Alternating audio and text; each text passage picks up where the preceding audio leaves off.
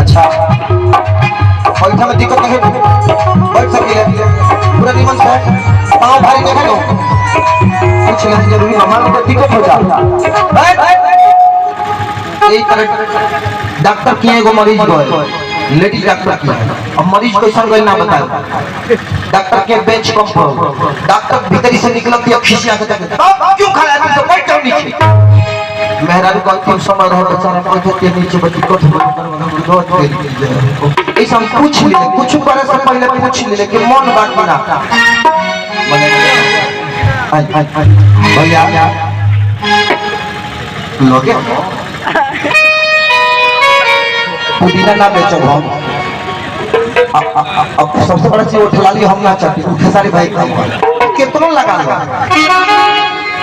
कि जहिया से देखले बानी हमार करोड़ बाकी 50 साल उम्र होई तो दूसर का बियाह करे हेतरे करबो तो हेई मोर हमरा बियाह करे रमन भैया रामू भैया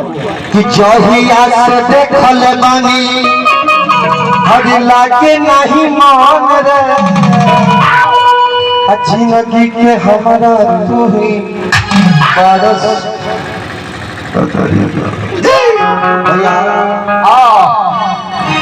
जिंदगी के हमारा तू ही बाबू सुन धन रे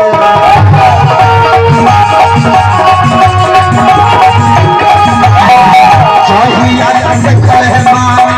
लागे नहीं मान रे जिंदगी के हमारा तू ही बाबू सुन धन रे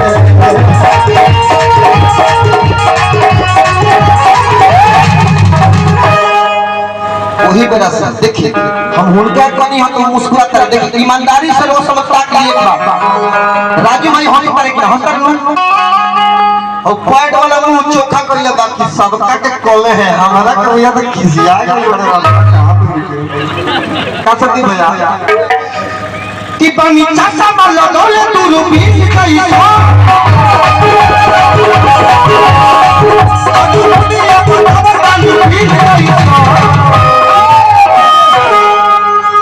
नाच नाच रे पत्थर की नागी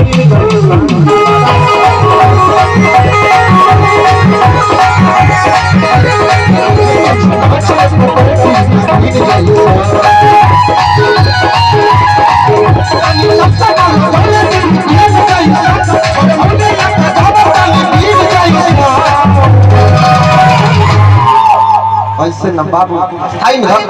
कि नाच नाच रे पत्थर की नागी जैसा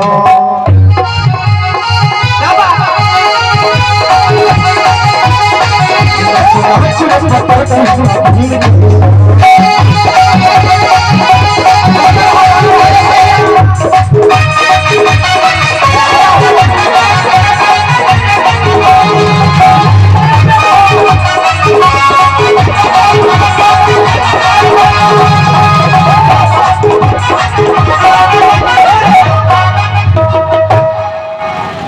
ईमानदारी वाला काम नहीं हो अजी अरे कोई नहीं धैली हीरा मां थोड़ी जीव हां भारतनी हो थमक नहीं है वैसे बाबा कि हरि चलिए खाली बात हम कहब सब कि नाच नाच रे पता कि नाच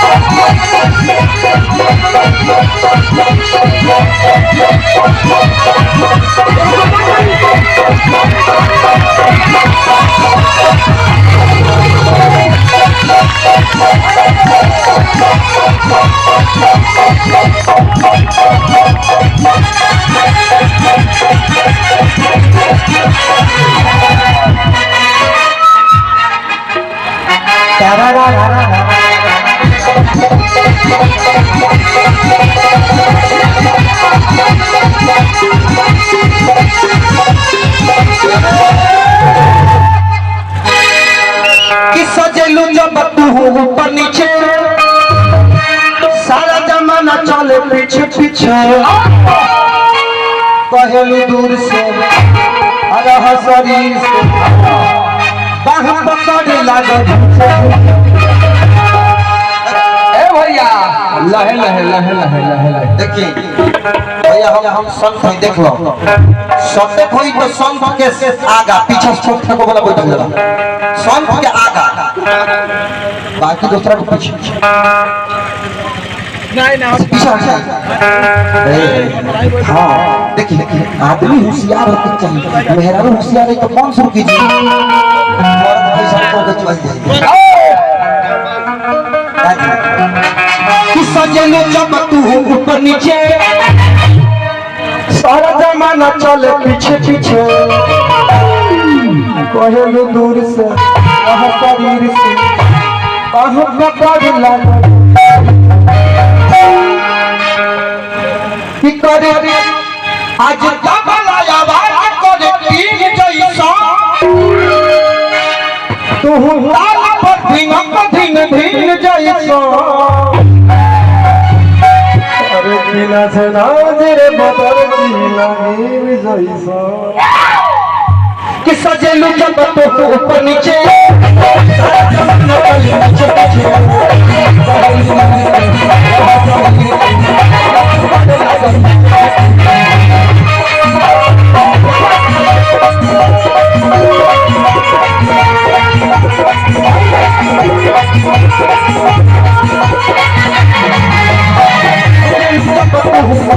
सारा जमाना चले पीछे पीछे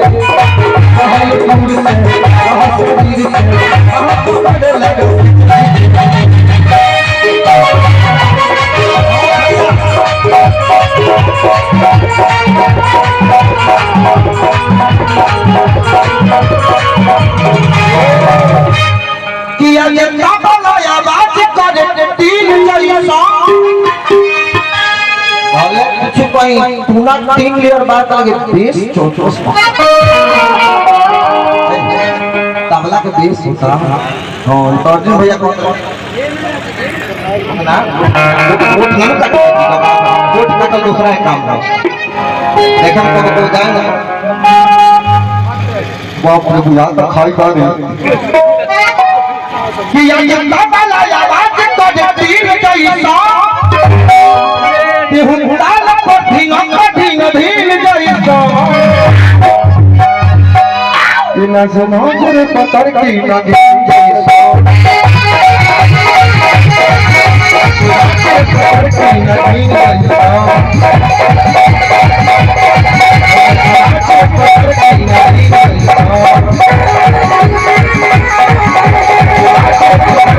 लगी जैसा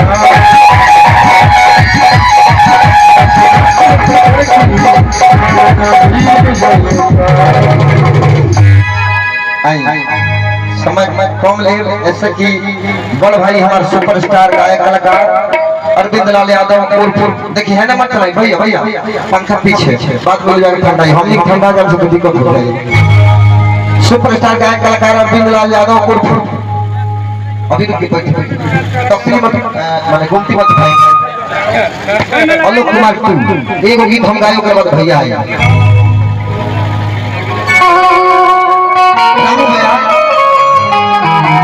लड़की के बियाह हो गया गाँव में आज से 10 वर्ष पहले के बात आज के बात ना अभी नया नया जियो के सब सिम चालू हो रहे हैं 10 वर्ष